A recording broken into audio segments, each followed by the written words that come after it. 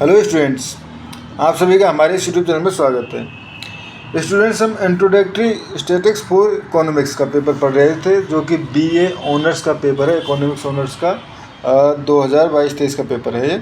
Question number 7B पे हम पहुंच चुके हैं। क्वेश्चन नंबर 7B है, let the number of class handled for claims handled daily by an insurance company, ठीक है, इज पॉइजन डिस्ट्रीब्यूशन, ठीक है, इज पॉइजन रैंडम वेरिएबल है। If the average number of claims handled daily by an insurance company is 5, ठीक है। उसके बाद पूछा गया है, what proportion of day have less than 3 claims. At second पूछा गया है, what is the probability that there will be 4 claims in exactly 3 of next 5 days, ठीक है। ये हमारे पास पूछा गया है। और साथ में दिया गया है, assume that the number of claims in different days are independent, ठीक है। तो इस क्वेश्चन को सॉल्व करना चालू करते हैं, ठीक है स्टूडेंट्स। तो हमारे पास दिया हुआ है, हमारे पास पॉइजन डिस्ट्रीब्यूशन दिया हुआ है, ठीक है। गिवन है हमारे पास, given X follow Poisson distribution with mean equal to 5, ठीक है। तो इसका मैं प्रोबेबिलिटी मास फंक्शन या प्रोबेबिलिटी डेंसिटी फंक्शन कहें तो वो डिफाइन करना चाहूँ तो ये तो हो जाएगा हमारे पास e⁻⁻ लैम्डा, यानी कि e⁻⁻5, ठीक है, 5 अपॉन के फैक्टोरियल, ठीक है। अब फर्स्ट पार्ट पे आते हैं। फर्स्ट पार्ट क्या कह रहा है हमारे पास, प्रोपोर्शन ऑफ डे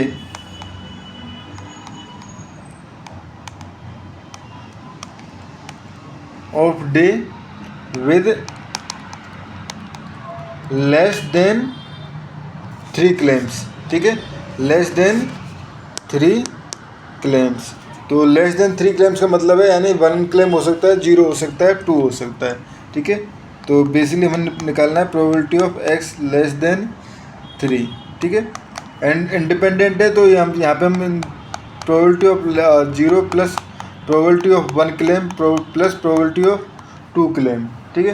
तो अगर probability 0 basically k equal to 0 put कर देंगे तो यहाँ हो जाएगा e⁻⁻5, ठीक है, e⁻⁻5 और 0 फैक्टोरियल 0 होता है, 5⁻0 जो है वो भी हमारे पास ये हो जाएगा, ठीक है। उसके बाद e⁻5 अपॉन 1 की फैक्टोरियल जो भी 1 ही होता है, ठीक है।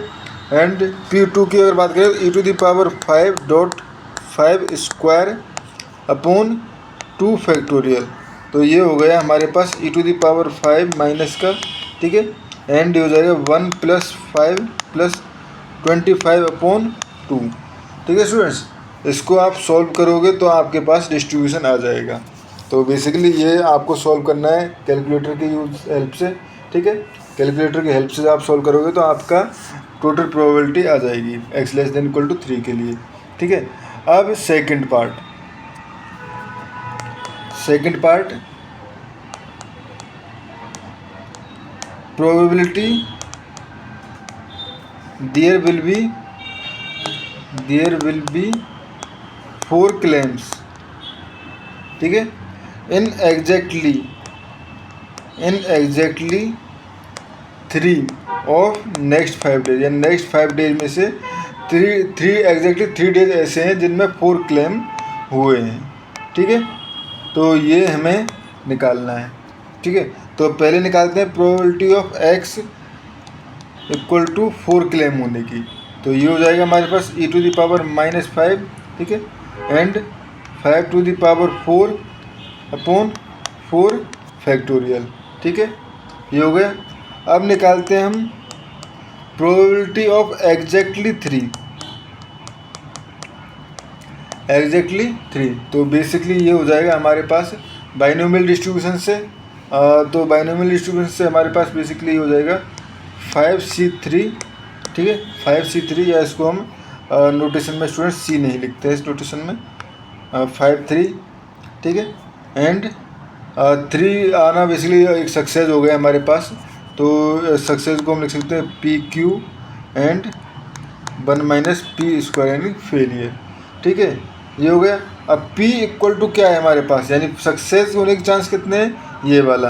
तो ये हो जाएगा हमारे पास 5c3, ठीक है, and e⁻⁻5 5⁴ upon 4 factorial two the power q, ठीक है, 1 माइनस e⁻⁻5 5⁴ अपॉन 4 फैक्टोरियल का स्क्वायर। ठीक है स्टूडेंट्स, अब जब इस क्वेश्चन को आप सॉल्व करोगे बेसिकली कैलकुलेशन की हेल्प से, तो आपके पास इसका फाइनल सॉल्यूशन भी आ जाएगा। ठीक है स्टूडेंट्स, तो इस क्वेश्चन में हमें इतना ही करना था। Thank you.